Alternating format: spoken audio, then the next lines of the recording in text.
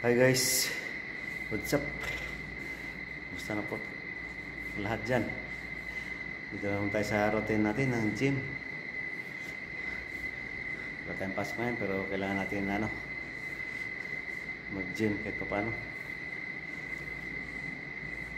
Tanggabi tayo sa pasukan ulit. Kaya ano natin yung oras natin.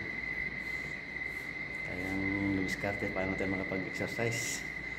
Mahirap na yung magpagawa na naman. Lumaba na naman tayo bigla. Hirap magbawas guys. Nakakapagod pero kailangan tiisin. Para sa healthy natin. Hirap yung magkakasakit tayo.